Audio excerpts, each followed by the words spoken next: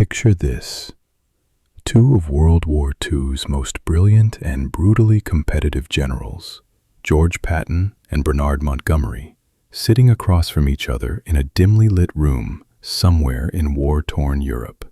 The tension so thick you could cut it with a knife. This wasn't just another military briefing.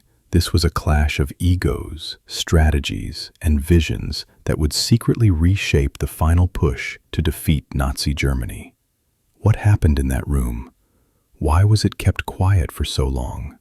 And how did this single conversation change the course of history? Stick around, because what you're about to discover will completely flip your understanding of how the war was really won. Now, to understand why this meeting was so explosive, you need to know who these two men really were. George S. Patton, the American general with pearl-handled revolvers and a mouth that got him in trouble more times than he could count, was a tank commander who believed in speed, aggression, and hitting the enemy so hard they'd never recover.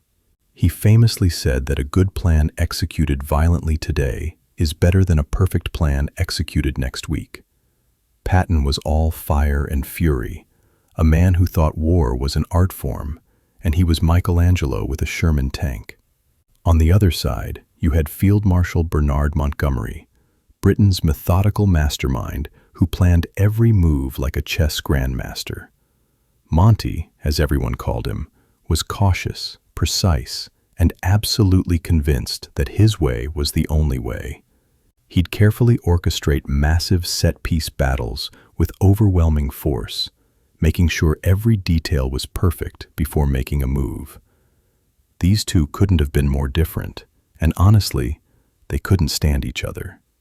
Patton thought Montgomery was too slow and overly cautious, wasting precious time while American boys died waiting for the Brits to get their act together. Montgomery thought Patton was a reckless cowboy who'd get his men killed chasing glory. So, imagine the atmosphere when Supreme Commander Eisenhower, desperate to coordinate the Allied advance into Germany in early 1945, forced these two titans into a room together. The meeting happened in March of 1945, just weeks before Germany's collapse, and the stakes couldn't have been higher. The question on the table was simple but world-changing. Who would get to Berlin first, and how would the final assault on Nazi Germany unfold? Patton wanted to race his Third Army straight through to Berlin, convinced he could get there before the Soviets and claim victory for the Western Allies. He had the momentum, his tanks were already pushing deep into Germany, and he believed with every fiber of his being that he could end the war in weeks.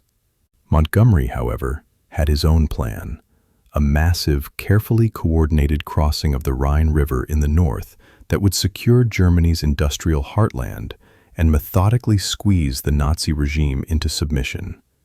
Here's where it gets fascinating. The official records of this meeting are surprisingly sparse, almost suspiciously so. What we know from declassified documents and memoirs written years later is that the conversation was heated, to put it mildly.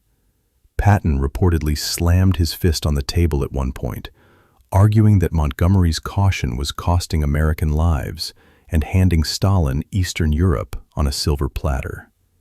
Montgomery, cool as ice, countered that Patton's recklessness would stretch supply lines dangerously thin and leave Allied forces vulnerable to a German counterattack. But here's the secret that most history books gloss over.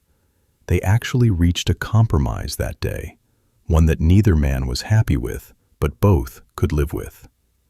Patton would continue his aggressive push eastward, but would be deliberately undersupplied and given lower priority for fuel and ammunition, effectively putting a leash on his ambitions.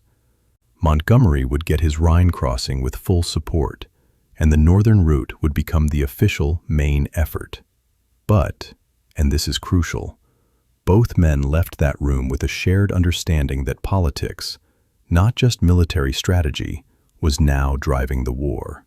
The Soviets were already closing in on Berlin from the east, and the Western Allies had secretly agreed at Yalta to let Stalin take the German capital as part of the post-war carve-up of Europe. Patton was furious about this. He saw it as a betrayal and warned that the Soviets would become the next enemy, a prediction that proved chillingly accurate within just a few years. Think about the implications. If Patton had been given free rein, if that meeting had gone differently, American and British forces might have reached Berlin first. The Cold War's Iron Curtain might have fallen in a different place. Millions of people in Eastern Europe might have lived under Western democracy instead of Soviet communism for 45 years. And the entire second half of the 20th century could have unfolded differently. That's how much weight this one conversation carried. The reason this meeting stayed relatively secret for so long was partly because both men were embarrassed by the outcome. Patton felt he'd been hamstrung by politicians and overly cautious British allies, while Montgomery didn't want the world to know how close Patton had come to derailing his carefully laid plans. Eisenhower, caught in the middle trying to hold this fractious alliance together, downplayed the tension to maintain unity. After the war, when Patton died in a car accident in December 1945, many of these details remained buried in classified files. What makes this story so compelling isn't just the drama between two legendary commanders. It's what it reveals about how history really happens. We like to think wars are won by brilliant strategies and heroic soldiers, and they are, but they're also shaped by personalities, egos, compromises, and backroom deals that never make it into the official narrative. That meeting between Patton and Montgomery was one of those pivot points where individual human decisions rippled outward to affect millions. If you found this fascinating, hit that like button and subscribe for more untold stories from history. Drop a comment. Do you think Patton should have been allowed to race to Berlin? Or was Montgomery's caution the right call? Thanks for watching, and I'll see you in the next one.